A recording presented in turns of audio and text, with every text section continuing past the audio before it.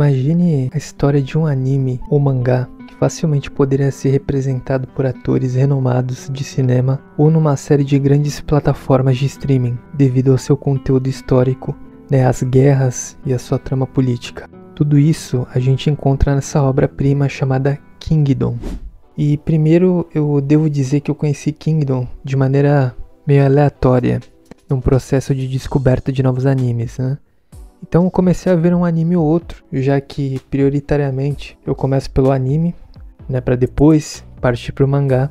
Mas mesmo que eu assistisse alguns episódios desses animes, logo perdi o interesse neles, até eu me deparar com Kingdom. A primeira coisa que me chamou a atenção era que Kingdom, pela sinopse, se tratava de um seinen de guerra, ou seja, de um anime voltado para o público adulto e que era ambientado na China antiga.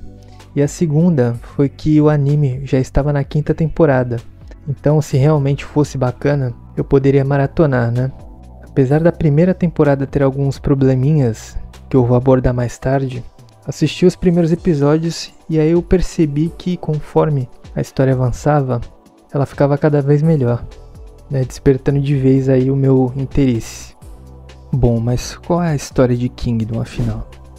Kingdom conta a história de Shin e Ryo, dois moleques escravizados por serem órfãos de guerra e que passam a morar na casa de uma família em troca de moradia e comida. A história deles se passa na China antiga, no período conhecido como período dos estados combatentes, onde a China era dividida em 7 reinos, que guerreavam entre si. Esse período de guerras entre os estados na verdade já durava séculos, e é nessa realidade, no estado de Qin, que a gente conhece os dois.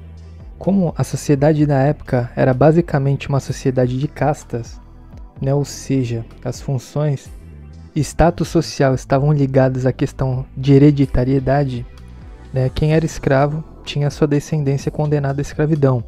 Mas apesar disso, eles tinham esperança de mudarem o seu destino, cultivando o sonho de se tornarem grandes generais sobre a terra, já que o único jeito de ascender socialmente para um escravo ou para um servo era com conquistas no campo de batalha, e por conta disso eles treinavam luta de espadas desde muito cedo.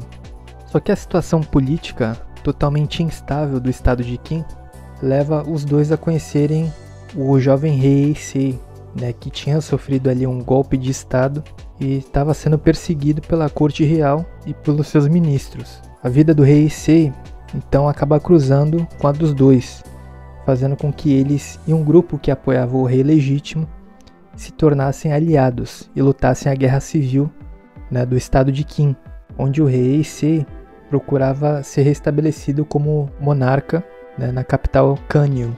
Eles acabam percebendo depois que Sei, mesmo reassumindo o trono e com aliados na corte, ainda teria problemas para governar, até que ele atingisse a sua maioridade, e finalmente pudesse exercer o poder político, enquanto Shin, que sobrevive à guerra civil, teria uma longa jornada pela frente nos campos de batalha, até ele se tornar um grande general. E conforme a história se desenvolve, a gente vai acompanhando as guerras, e como os exércitos funcionavam. E não é possível a gente deixar de se lembrar do livro Arte da Guerra, de Sun Tzu, assistindo o anime ou lendo o mangá de Kingdom, porque todo o conteúdo do livro praticamente é abordado ao longo das sucessivas guerras. Então, por exemplo, a gente acaba vendo muito sobre estratégias e táticas militares, sobre o comando dos exércitos, algumas guerras que envolvem cerco, como no caso dos portões de Kankoku, na invasão ao estado de Qin, até mesmo a questão da provisão dos exércitos, como foi no caso nas planícies de Shukai, quando o exército de Qin invade o território de Zhao. Além disso também tem um aspecto de como as batalhas são ganhas nas guerras, onde a vitória consiste praticamente em tomar a cabeça do supremo comandante do exército inimigo, deixando o exército sem comando, obrigando os soldados a se render. Tudo isso, as estratégias e táticas militares e tudo mais que envolve a arte da guerra no período da China antiga, são muito bem retratadas na obra, além também da questão política dentro dos 7 reinos combatentes.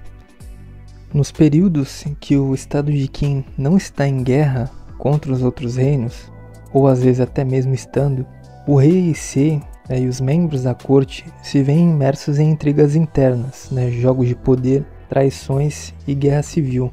Então, por exemplo, a gente vê os membros da corte conspirando contra o rei Eisei, algumas facções políticas que são leais ao rei, a outra que é leal ao chanceler Rifui, disputando o poder dentro da corte, assim também como outros atores no período que Eisei ainda não tinha completado a maturidade, e portanto não podia exercer o governo, cabendo aos ministros e os outros membros da corte. Os jogos de poder na obra lembra muito Game of Thrones, por exemplo, em que a gente via muita traição e sangue rolando. Em Kingdom isso não é diferente, e o mais interessante é que conforme esses eventos vão acontecendo, assim como as guerras, o narrador faz a citação histórica, algo que nos lembra que, embora se trate de um anime ou mangá, e portanto tenha ficção envolvida, os eventos importantes, assim como as guerras, têm o seu fundamento histórico e contam a história da unificação da China. Mas, como eu tinha falado no começo do vídeo, ao assistir o anime de Kingdom, a gente se depara com alguns probleminhas, já que nem tudo são flores. Primeiro e mais sério, digamos assim, é justamente a primeira temporada do anime. A primeira temporada é repleta de CGI, o que faz com que a gente acabe se deparando com cenas como essa, um pouco tenebrosas, digamos assim. Uma coisa que lembra a adaptação de anime de Berserk, de 2016 e 2017. Qualquer hora, inclusive, eu falo sobre Berserk aqui no canal. Apesar do CGI não ser tão grotesco quanto o de Berserk, mesclando muitas vezes com animação 2D, é algo que realmente atrapalha um pouco, mas ainda assim, se você tem predileção por começar a assistir o anime para depois acompanhar o mangá, vale a pena o esforço. Ou se não, ir diretamente para o mangá também acaba sendo uma opção excelente. O bom é que, a partir da segunda temporada, já não tem mais o problema do CGI, como na primeira. E da terceira em diante, o design da animação fica de altíssimo nível. O segundo problema que a gente acaba reparando no anime está relacionado aos nomes dos personagens. Como dito antes, como os personagens são históricos e originários da China, mas no entanto o mangá de Kingdom é uma obra japonesa, isso faz com que o kanji, que representa o nome dos personagens, tenha a pronúncia diferente em japonês do original chinês. Então muitas vezes na animação a gente vê, por exemplo, falarem sobre o general Oki, e na legenda estar como Wan Qi, ou falarem do rei Eisei e na legenda estar como Inzen, o Kanki estar como Wan Ji, a Karyoten estar como He Liaojiao e por aí vai. Mas mesmo com esses probleminhas na animação, se vocês estavam procurando algum anime novo para assistir ou alguma recomendação e ainda não conheciam Kingdom, eu tenho certeza que vocês vão acabar maratonando o anime e o mangá.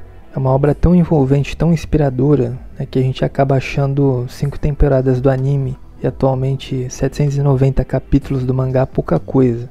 E se você já acompanha Kingdom, então eu convido você a se inscrever no canal e já deixar o like no vídeo, que eu pretendo trazer outros vídeos sobre a obra mais à frente. Esse é um vídeo mais para recomendação e apresentação de Kingdom, mas eu tinha que fazer porque Kingdom é uma obra foda, não tem jeito. Bem, eu espero que vocês tenham curtido o vídeo, um abraço aí para todo mundo e até o próximo café.